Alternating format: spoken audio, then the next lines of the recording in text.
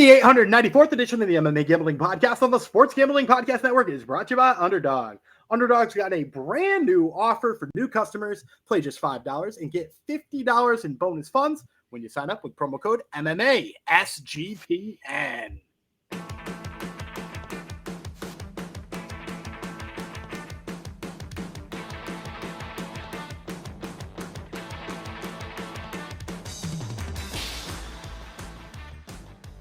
Howdy ho, Degenerinos. Welcome to episode 894 of the MMA Gambling Podcast on the Sports Gambling Podcast Network. That's dedicated to the Golden Pineapple, one of our longtime friends in the old Discord who loves Gumby's Uriel read. And Gumby said he was one of the guys whose line was better than you hoped for hopefully it hasn't happened by the time you heard this, Dana White's Contender Series, which is probably happening tonight when this episode I think we're going to drop this Monday. I think okay, we're going to tomorrow drop night. Monday. Yeah. You'll get this midday Monday. That voice here, that's Daniel Gumby Vreeland. I am still Jeff, the Killbilly Fox. We've got lots and lots of episodes to do this week. We're doing 7, so that's why I'm not sure what day it is or what episode we're doing or anything like that, because we're busy boys. You're getting extra this week because you're not getting as much next week, because the MMA gods have pounded the schedule with events this coming week, and then heading up to the Labor Day weekend is going to be quiet. So there you go. We got Road to UFC Shanghai. We both forgot about it. Then Gumby remembered just in time for us to cover it. So we're going to do 2 episodes on that. Starting with today's, we're going to do the heavier weight classes today. Today we've got it's semifinal round for these tournaments. We have got the featherweight semifinals. We got the lightweight semifinals, and then we have a 170-pound feature fight on the card. This is going down this coming Friday, 6 a.m. Eastern start time, because they are in Shanghai Indoor Stadium in Shanghai, China. And we are going, like I said, we're going to break them all down. And no odds have dropped yet, but these are, you can get these odds pretty much at any book that you're looking around. But hopefully you go to mybookie.ag to get the odds. Thoughts on the weight classes we're doing today, Gumby? You know me, I like the lighter weight classes anyway, but like when the heavier weight classes are 45 and 55, like no complaints at all, right? Like those are good heavier weight classes, not the silly ones. But there were a couple of guys who snuck through to the semifinals that I think could get exposed here. There's also, of course, an old fan favorite of our Discord who cashed at plus 455 last time, and who we will get at no such price this time. But I'm, of course, talking about Street Buddha. Who's not excited about Street Buddha? Yeah. He was so good. Sweatless 455. Sweatless 455. That's the best kind of 455. I think it was 29-27 on the judges' scorecards. I'm excited to see the second round of this. I always think this is a good source of content and a good source of potential prospects to the UFC. For sure. And tomorrow's episode can be strange because UFC, for some reason, what we think, Gummies thinks, to get more eyeballs on the product, they have 2 normal UFC fights topping off the card tomorrow. So we got 4 tournament fights, and then Bruno Brazil is headlining in the main event. So, interesting, but we will cover that tomorrow. That is the lighter weight classes part of the tournament. All right, let's get you some plays. After I remind you, if you haven't already, download the SGPN app for all our picks and podcasts for free in one convenient place. So SGPN app, wherever you get your apps. All right, I laid it all out for you. Now we can actually dive into the plays, starting off with that feature fight I told you about at welterweight. Yoon Jang, he is from South Korea. Kitt Campbell from Australia, not the United States, from Australia. They're fighting, like I said, feature bout, 3 5-minute rounds, 170. No odds have dropped, but they will be dropping if they haven't dropped by the time you hear this. Campbell is the killer Kitt Campbell. You shouldn't advertise you're a killer. He's 15-7, 9 knockouts, 2 submissions. He's been knocked out twice, submitted once. He's 1-0 in road to UFC. He's won 3 straight and 5 of 6, 2 straight wins via TKO. He's not lost since May 2023. He has welterweight region championships on his Sample.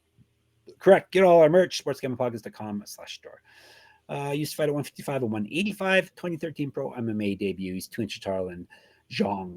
Jang is 7-1, 3 knockouts, 1 submission. He has never been finished. That makes him durable. This is his debut in the road too. He's won 6 straight fights, last one via TKO. He's not lost since April 2022, and he's 8 years younger than Campbell.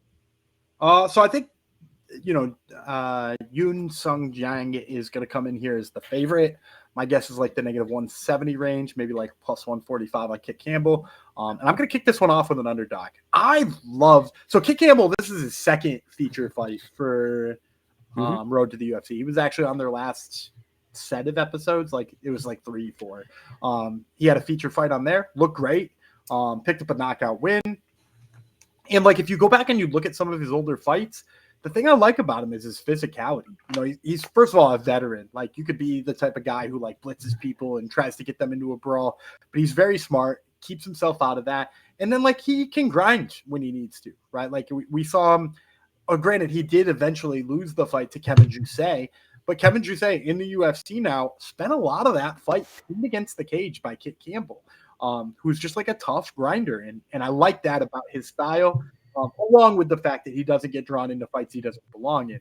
And on the other side, Jang, you know, he is coming off of a bunch of wins in a row and against 2 UFC veterans back-to-back. He beat DJ Abe, and he beat Takashi Sato in his last 2 fights. But if you watch the fight with Sato, he wins a decision, which like Sato seems confused about why the decision didn't go his way. I think the judges mostly got it right, but like it was close. And the biggest piece of it, and the reason why maybe Sato didn't understand, was Sato spent a lot of that fight pinning Jang up against the cage. So Yoon Sung Jang is having trouble getting himself out the cage, being the more physical guy. And now he's up against the guy who like excels at doing that thing, right? Like Kitt Campbell, that's what he's maybe best at. Plus he can hurt you with the hands too, on top of all of that. So like for a guy who couldn't really grapple with Takashi Sato or struggled with the grappling of Takashi Sato, now seeing an upgrade and not a guy who, you know, I think of as, you know, Takashi Sato, you know, we thought about him just being that guy who threw big bombs for most of his fights in the UFC, right? And you watch that fight with Jang, he's like, he judo hip tosses him one time. There's an inside trip in there. There's like all kinds of things that show you that I think he's going to have trouble with the grappling of Kitt Campbell. So despite the fact that he's got some ground and pound finishes in his own right, I do think that Jang is going to struggle with the grappling of Campbell, and I'll take Campbell hopefully as an underdog here. All right. You were saying +1 what? I said 45 was my guess. +145. Okay, cool. We'll take it. Like I said, we'll take any kind of dog money we can get. Let me see what the Tapologists think. They have 26% on Campbell, so not that great. So maybe it's going to be right where you're hoping it will be. All right, let's move on up the old fight card. We got some tournament fights now. And these are, as I said off top, semifinal fights. And we're doing the heavier weight classes on today's show. Tomorrow we shall do the lighter ones. This one is the semifinals for featherweight. Chang Min Yoon, he is from South Korea.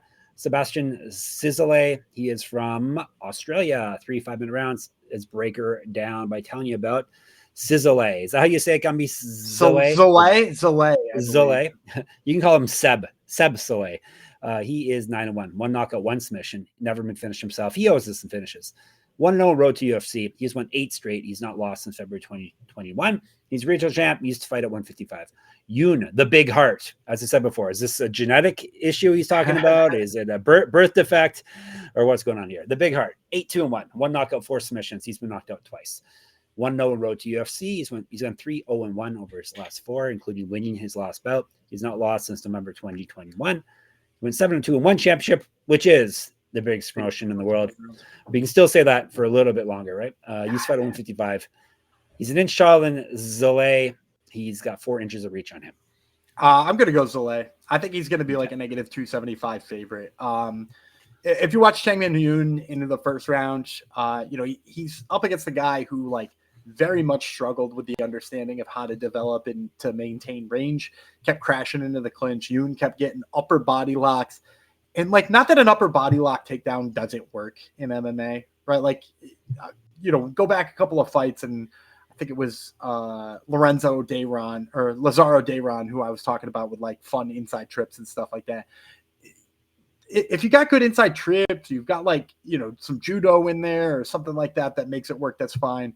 When you're just running people down with the top body lock because you're stronger than them, I tend to think it's like kind of a BS takedown. And that's like, seems like a lot of what Yoon was working with is like getting an upper body clinch and just being the better athlete than the guy he was fighting. And I think 2 problems with that when he fights Szalay, and this is probably why Szalay will be the favorite, is first of all, Szalay, he's good at establishing range. He's really patient on the feet. He works his jab. He slowly builds himself into being comfortable. And he has a good sense of it from the onset, but it also clearly develops it as he goes as well. So he's getting better and better as the fight goes on. And then in addition to that, I don't know that Yoon is stronger than him. So even if he were to mess up and wind up in an upper body clinch, I don't think Yoon can just run him down without digging into some real technique. And we saw with Szalay in his last fight, when somebody shot a double on him, he had smart underhooks. He immediately got in underneath, pushed away, forced him to strike with him. And so the idea of Yoon ever even getting in on an upper body lock here seems kind of far-fetched, right? Because if Szalay on doubles does a good job of getting underhooks, heading into a clinch, what chance does Yoon have in getting double underhooks, right? He's not even changing levels. He's just, sort of crashing into him there. So I think Szalay probably, first of all, doesn't crash into him at all, probably picks him apart from range. And then when Yoon tries to force that stuff, I think Szalay is good enough to get away from it. So I think he's going to be a sizable favorite. He looked a lot better in his first fight than I think Yoon did. So give me Sebastian Szalay. All right. You said minus 275. Let's see what the other experts think. They have Szalay. Where is Szalay? 88%. So yeah, you're probably right. Sadly. All right. But a win's a win, ladies and gentlemen. Before we move on with more plays, let me tell you about mybookie.ag. We are brought to you by mybookie.ag. MyBookie is your place to bet in every sport, including MLB, WNBA, golf, and of course, football futures. MyBookie accepts customers from a ton of locations. They have easy deposit and lightning fast payouts using crypto. Check out all the lines. They will have Road to UFC up there. So head to mybookie.ag. Use our promo code when you sign up, MMA SGPN. That way you get 100% deposit match up to $1,000. Terms and conditions apply. That's mybookie.ag, promo code MMA SGPN. And Rhythm, RITHMM. Rhythm's power trends are now called smart signals. Rhythm continues to crush it with smart signals, essentially the best of what their house model has to offer. These are AI-detected patterns where Rhythm's model has consistently won and has a high ROI. Think a strikeout prop that wins 59% of the time when the line and win probability hit a certain range. Smart signals are updated daily and exclusive to Rhythm. No touts, no noise, just clean data-backed bets. MLB smart signals are crushing it.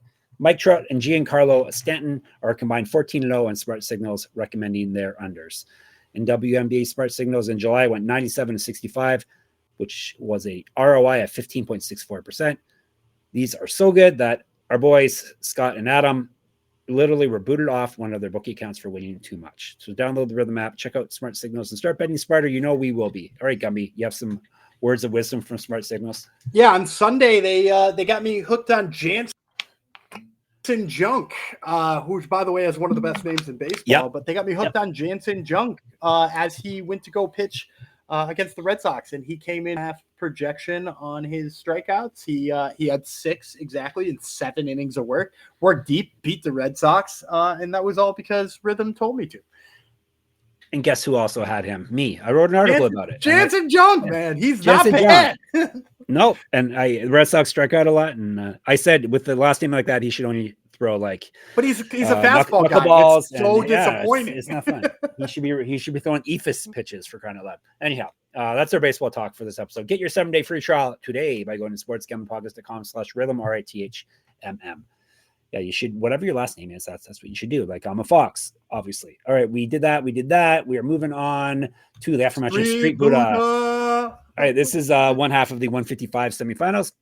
Dom Mar Fan, aka Street Buddha. He's from Australia. He's fighting Jae Hyun Park from South Korea. South Korea is dominating here. 3 5-minute rounds, 155. We tell you about. Although I've gone 0 for 2 in picking South Korean dudes. I'm now just realizing. Come on, Jang. Jang is going to give you. Last time I only picked South Korean dudes, I think, and we're 0 for 2 and a Don Mar fam away right now. The first prospect is Park's nickname.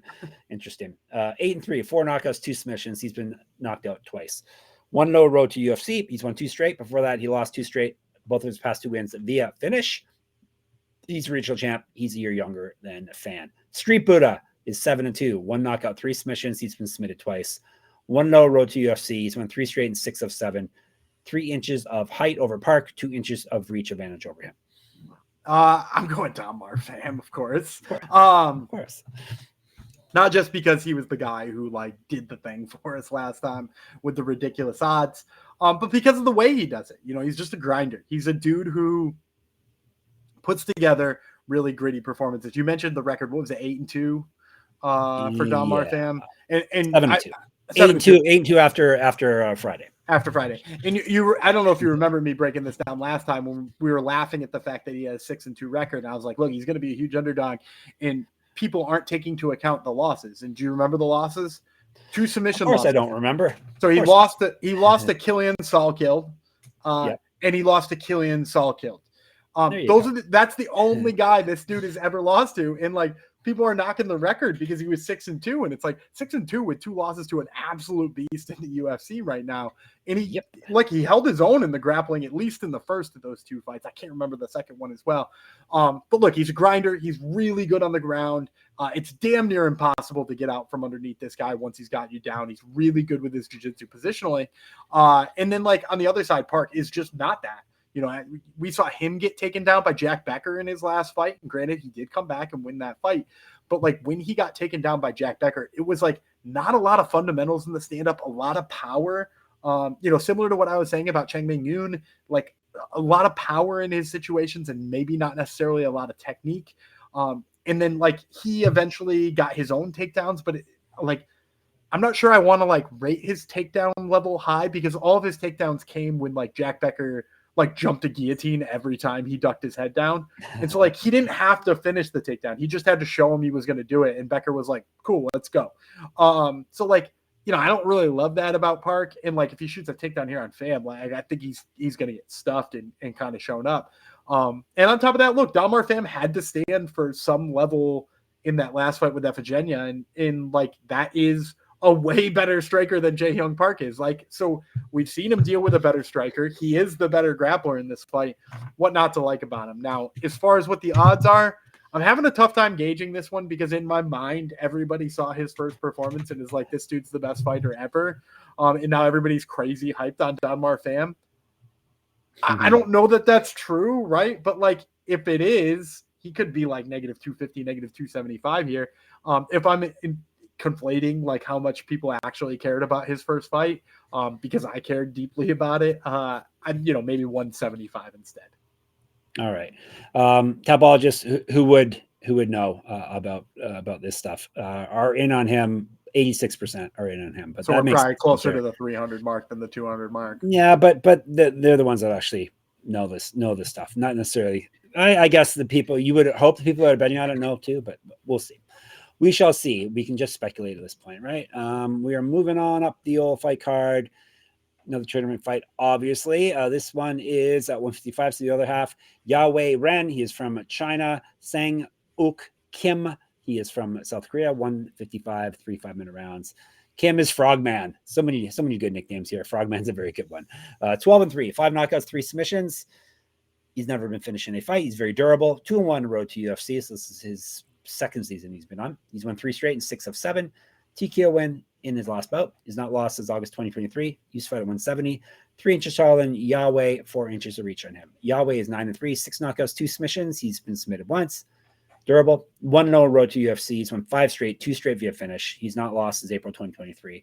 1-1 as a pro kickboxer, 5 years younger than Kim. I swear I didn't think about their nationalities before I made these picks. Oh, because I realized I just went 0 for 4 on South Koreans. One, but the last time I did it, I pretty much only picked South Koreans. And they're all here. That's so like obviously, yeah, they got here, which is important. But I think he's gonna have a tough time here. Sang-uk Kim, a guy who was on road to the UFC before. Looked pretty good in his first fight this year. I think maybe my biggest problem with how he looked in his first fight this year is like he looked really bad in the first round. He shot from way too far away. He looked like he was trying to press himself into striking more and like tricking him so that he could shoot the takedown. And then the takedowns didn't look very good. He got pieced up in the first round, or at least pieces of the first round. Then the second round came around and his opponent had negative gas tank and was just completely gone. And he pieced him up on the feet and won that fight. But I was like, but what does that tell me about Kim, right? Like maybe he could push a pace, but like it doesn't tell me that he's good. He could pilot on a guy who's exhausted, and I don't think Yawei Ren is going to be the type of guy who gets exhausted. He is so fast on the feet. His 1-2 combination, really nice. But even better than that is when he kicks. It is so fast. Both to the body, to the legs. He's just a guy who does really good stuff. And then on top of that too, like he was it a guillotine he won by last time?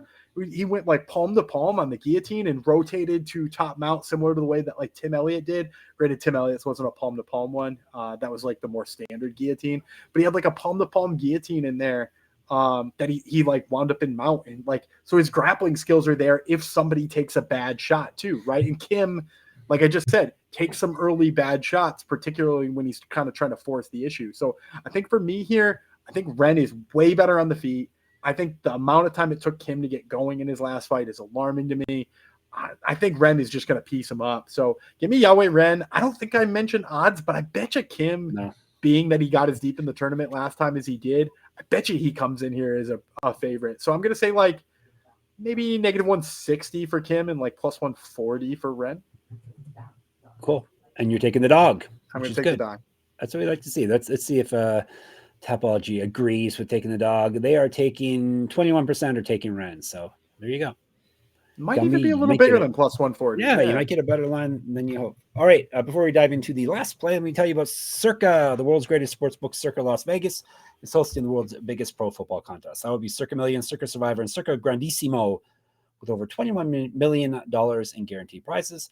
Can't call yourself a true degen if you're not competing in the Circa football contest. Come hang out with SGPN at the Circa contest weekend, August the 21st to 23rd, for an amazing weekend, including live shows and open bars. Plus, you get 15% off a stay at the Circa with promo code SGP15. The contests are open to everyone. Sign up in Nevada and play from anywhere with the help of SGPN's official proxy. Go to footballcontest.com and use promo code SGP to get $50 off your proxy fees. And Underdog Best Ball Mania is happening all summer long, giving away $15 million in prizes, including $2 million to first place. No waiver wire, no arguments about trades. Best ball is the best way to play fantasy football. Underdog is also a great place to play Pick'em, where you can win up to 500 times your entry, maybe with this play Gumby's going to give you. Michael Harris II. No, I'm gonna go with Contender Series stuff. They got Contender Series stuff on there, my man. Nice. And I'm gonna right now they're mostly focused on fight times for those ones, so I'm gonna take the lower on the 12.5 minutes for Jose Delano. If you want to hear more about why I like Jose Delano and why I think that fight might not take the full 15 minutes, you can go back to our episode on Dana White's Contender Series 2 and hear about Hicks. All right. Yes, you definitely can do that. All right. Plus, Underdog's got a brand new offer for new customers. Play just $5 and get $50 in bonus funds when you sign up with our code MMASGPN. So make sure you use our code. All right. We are to our main event of our episode. Not of the evening, but of the morning, I guess it is for most of us. The episode, that will be the other half of the featherweight bout, featherweight semifinal bout. Kaiwen Lee, he is from China. Keiichiro Nakamura, he is from Japan. They are fighting, like I said, at featherweight, 3 5-minute rounds. Winner goes to the finals. And we'll tell you about Nakamura first. 6-1 with 6 knockouts. He's been submitted once. He owes his rounds. 1-0 road to UFC. He has won 6 straight fights. He's not lost since April 2022. He's 3 years younger than Kaiwen, and he's got an inch of reach advantage over him. The Chinese fighter Kaiwen is the underdog. I don't know if he is or not. We'll see. 15-6. I don't think so. I'm going to say he's the favorite here. 15-6, 8 knockouts, 1 submission. He's been knocked out 3 times, submitted once. 3-1 road to UFC, so this is his second go around as well. He's won 3 straight and 5 of 6. TKO win in his last bout. 9-3 1 championship, the biggest promotion in history of mankind. He's fought at 155 and 176, and he's been fighting since 2014, and he has an inch of height over Nakamura. Yeah, and I think Kaiwen Lee slight favorite. Probably not a big one. Okay. We'll say like -135, and I like Kaiwen Lee here. The thing I like best about him is the level of aggression, and I think that's the differentiator in this fight. Nakamura, like overly patient and cautious on the feet at times. And like, if I'm going to be honest, in that last fight that he won to get here, I think I hinted at it at the top of the show, kind of lucky in the way that he got there. Like, not that he wasn't winning, but he was like so complacent. The other guy seemed to have tagged him. I'm trying to remember the name of the guy, but I'm not going to. you know, the other guy kind of tagged him, shot in on a takedown for some reason, because that's what people do when they hurt people. And ate a knee. It drives me nuts. Nuts. And then he ate a knee because like Nakamura knew he was going to do that, right? Like, so he hurt him, and then, you know, Nakamura's back against the cage, and he just picks up his knee and knocks him out. And like, okay, you win, you get to go to the next level. I can't take that win away from you, but it also doesn't impress me because it like looks like you were getting beat. And with Kaiwen Lee, like he is aggressive, but he's not like stupidly aggressive and then he's going to shoot a takedown when he's down. Like he's a guy who sits heavy on his legs and comes with volume. You know, he throws a lot. He weirdly has this stance where like his right hand, because he's a southpaw, both these guys are southpaws. He has this stance where his right hand is like really outstretched, like he's not like protecting his face. It's like he's in like an old-timey boxer's pose almost. But he does a good job of protecting his face with the backhand, and he rolls with his shoulders really well to prevent the front side. So I like that about his defensive side. And then like he generates a lot of power, like I said, because he's not bouncing on his feet all the time. He sits in and tries to like absolutely hammer you with shots. He does blitz a little bit. I think that could be an opportunity for Nakamura to find some goofy counter. But I think like the passivity of Nakamura and how much he just like often wants to circle away from those situations rather than like see if he can get it back for himself. I think that plays poorly against Kaiwen Lee. So I'm expecting Kaiwen Lee to be the aggressor here, be the guy who's doing the damage. And I'm expecting Nakamura to kind of just like let him do that. All right. Does it change your pick at all to know that Nakamura, his first pro fight, he headlined a fight card called Pound Storm? Does that change? Pound Storm? Yes. That's better than Dog Tower, man. It is definitely. Pound Storm. Pound Storm. I think and then a couple. I think that's one of the videos that you rented from the store the other night. Exactly. Rented. Gumby showing his age. And then he also fought Pound Out 1, which I think might be the Pound Storm. So, yep. That's all the right. Sequel, I think. That is it. Got to be a sequel. All right, Gumby's got Kaiwen. He has got Yawei. He has got the Street Buddha, aka Fan. He has got Szalay. He has got Campbell. I got three Aussies there to kick it off. Yeah, Aussie. You're fading the South Koreans. You're all in on the Aussies here. All right, you can chat with us about this and so much more in the Discord, sportsgamblingpockets.com/Discord. We can be found on YouTube, obviously. Maybe you're watching us right now, MMA Gambling Podcast. Thank you for subscribing and commenting. MMA SGPN, so MMA SGPN on the old Twitter. No, SGPN MMA, we are there, right?